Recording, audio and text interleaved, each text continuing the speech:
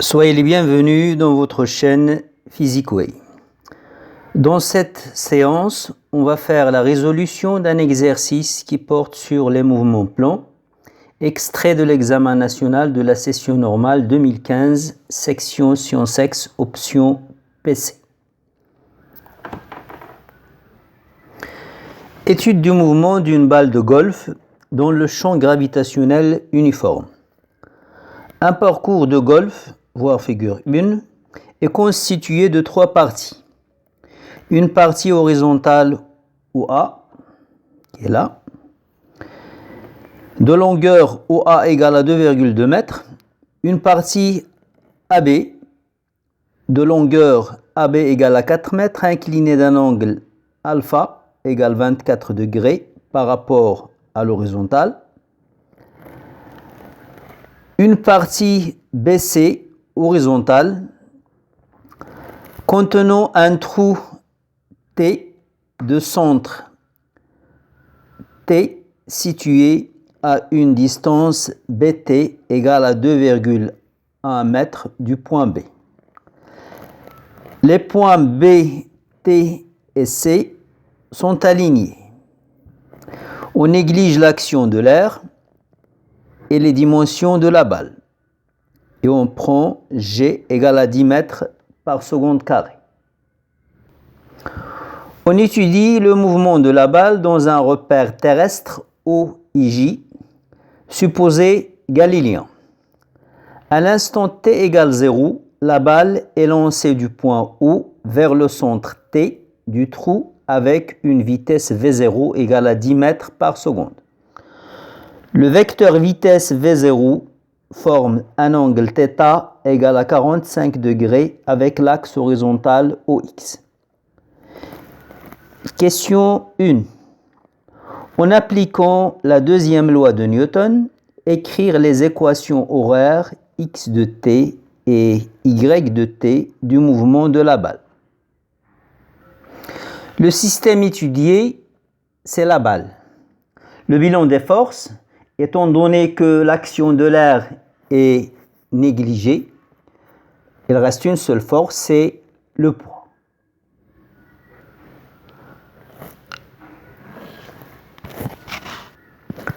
Après, on va appliquer la deuxième loi de Newton dans le repère OIG qui est considéré galiléen. La deuxième loi de Newton, qu'est-ce qu'il dit? Il dit la somme des vecteurs force égale au produit de m, la masse de la balle, fois le vecteur accélération de son centre d'inertie G. P égale m à G.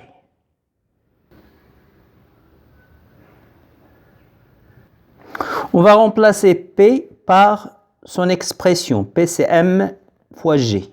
Donc on aura m fois le vecteur accélération de pesanteur G égale à m à G. Le m va se simplifier. On aura donc G égale à AG. Après cette relation, on va la projeter sur les axes OX et OY du repère OIJ.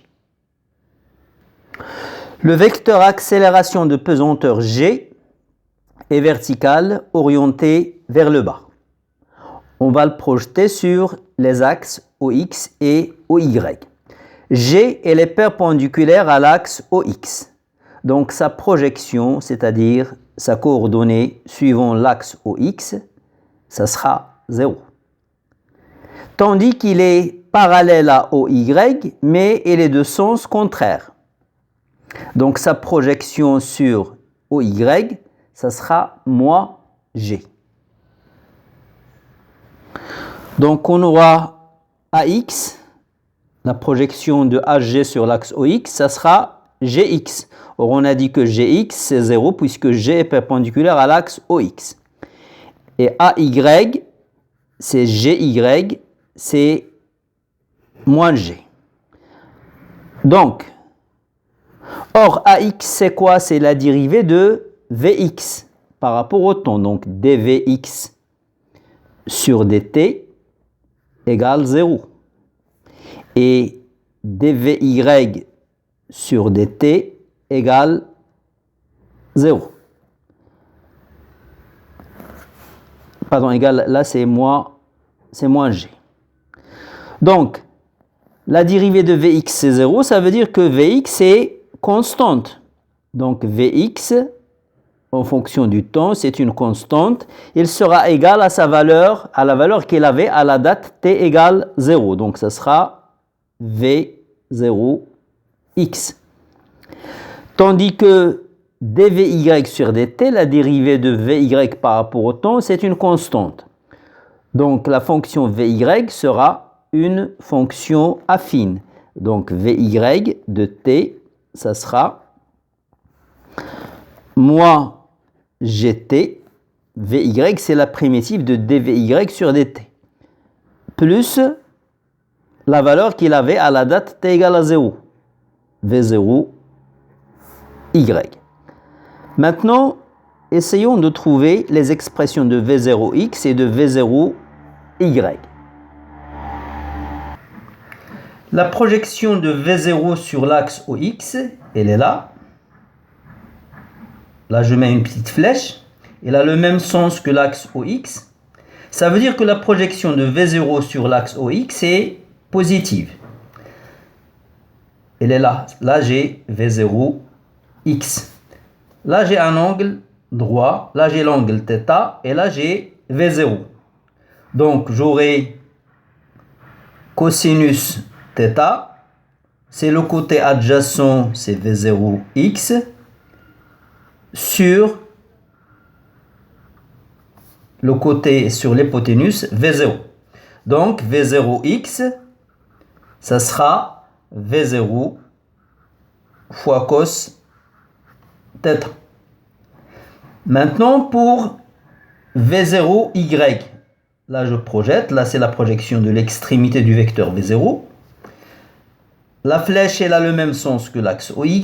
Ça veut dire que la projection de V0 sur l'axe OY est positive. Là, j'ai V0Y. Là, j'ai un angle droit. Là, c'est le côté adjacent. Là, c'est l'opposé. Là, c'est l'hypoténuse. V0Y, elle est aussi ici. Elle est là. Là, j'ai un angle droit. Là, c'est le côté opposé. Donc, V0Y, c'est le côté opposé.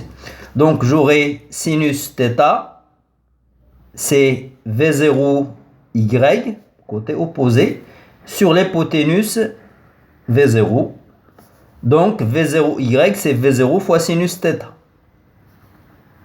V0 fois sinus θ. Et je vais remplacer dans l'expression de V0. Je vais remplacer dans l'expression de Vx de t et Vy de t. Or, Vx, c'est la dérivée de x et Vy, c'est la dérivée de y par rapport à t. On aura donc dx sur dt égale V0 cos θ. Et dy sur dt, c'est moins gt plus V0 sinus θ. Donc la dérivée de x, c'est une constante, c'est V0 cos θ. Or, la primitive d'une constante, c'est une fonction affine. Donc, si dx sur dt est une constante, x de t sera égal à la constante V0 cos θ fois t. T, c'est la variable. Plus une constante, c'est la valeur de x à la date t égale 0. Tandis que dy sur dt, c'est une fonction affine. Donc, j'aurai y de t égale moins g sur 2t carré plus V0 sinus θ fois t plus y0. Or, à la date t égale à 0, G occupe la position ou l'origine du repère. Donc, x0 et y0 sont nuls. Après, je vais remplacer V0, θ, G par leur valeur pour avoir l'expression de x en fonction de t et l'expression de y en fonction de t. Et j'ai les équations horaires du mouvement. Bien sûr, il faut indiquer les unités. X et y sont en mètres et t, il est en secondes. Question 2. En déduire l'équation de la trajectoire.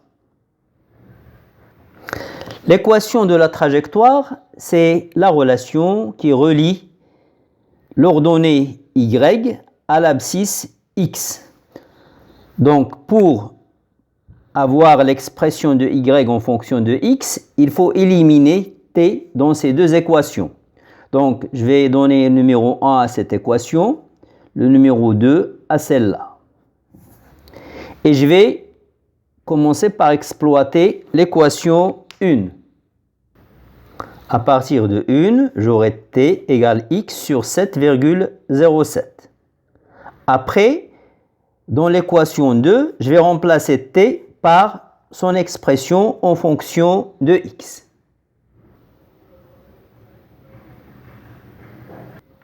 Donc, j'aurai y égale à moins 0,10 x carré plus x, c'est l'équation de la trajectoire du centre d'inertie de la balle de golf. Question 3. Déterminer xs, l'abscisse du sommet de la trajectoire. L'équation obtenue, y égale à moins 0,10 x carré plus x, elle est de la forme y égale à ax carré plus bx plus c. C'est l'équation d'une parabole. Ça veut dire que la trajectoire de la balle de golf est une parabole. Elle va monter et après elle va redescendre. À un certain point, elle va atteindre le sommet de sa trajectoire qu'on va noter S. En S, le y atteint sa valeur maximale. Donc lorsque la balle passe par la position S, y est maximal. Or, y est une fonction de x. Donc, y maximal, ça veut dire que sa dérivée par rapport à x est égale à 0 lorsque la balle passe par S. Ça veut dire lorsque x, l'abscisse de la balle, est égale à xs. Pour x égale à xs, la fonction y de x est maximale. Ça veut dire que sa dérivée, lorsque x est égal à xs, est égale à 0. Or, la dérivée de y, c'est moins 0,10 qui est une constante fois la dérivée de x carré. Or, la dérivée de x carré, c'est 2x. Plus la dérivée de x, x c'est la variable, donc c'est 1.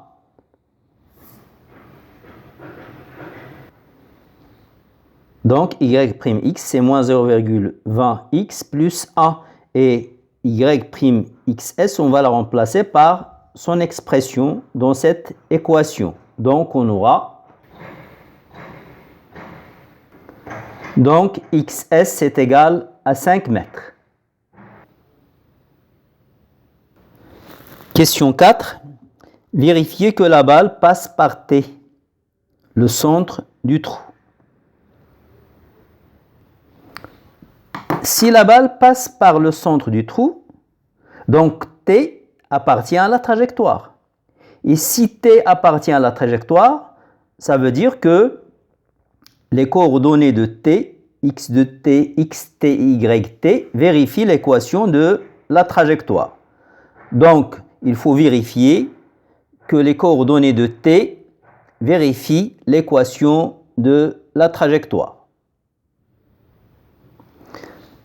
La balle passe par T est équivalent à dire que xt et yt t, les coordonnées de t, vérifient l'équation de la trajectoire. Ça veut dire qu'on doit avoir l'égalité y de t, yt plutôt, égale à moins 0,10 xt carré plus xt. Pour vérifier cette équation, il faut calculer yt et calculer xt et vérifier que les deux satisfont cette relation. Xt, elle est là, c'est la projection de t sur l'axe OX. Xt, comme vous voyez, elle est égale à la distance OA, plus la distance AH, plus la distance H, projection, ou encore BT. Donc, x de t, c'est OA, plus AH, plus BT.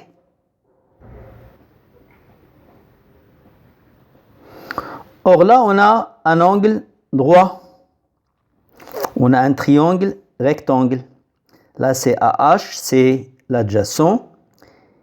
Et AB, c'est l'hypoténuse. Et là, on a l'angle alpha. Donc, on aura cosinus alpha égale AH sur AB.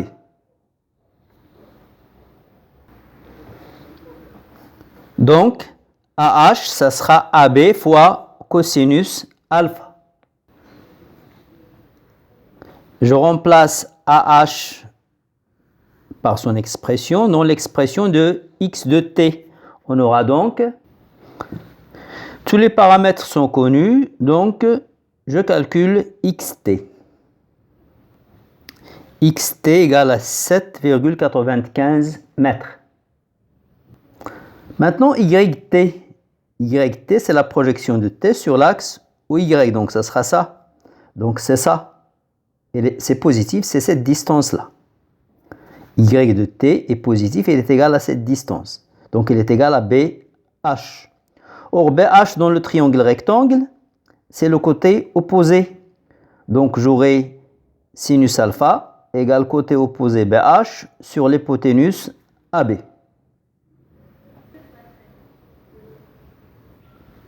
Sinus alpha égale BH sur AB. Donc BH, ça sera AB fois sinus alpha. On calcule la valeur de yt. Maintenant, vérifions que les coordonnées xt, yt vérifient cette équation. Pour cela, je vais calculer le deuxième membre de l'équation en remplaçant xt par sa valeur.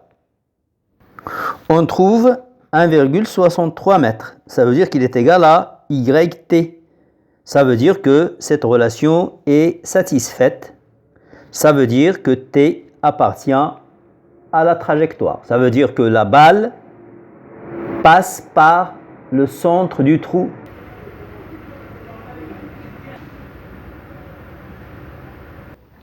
Donc la balle passe par t.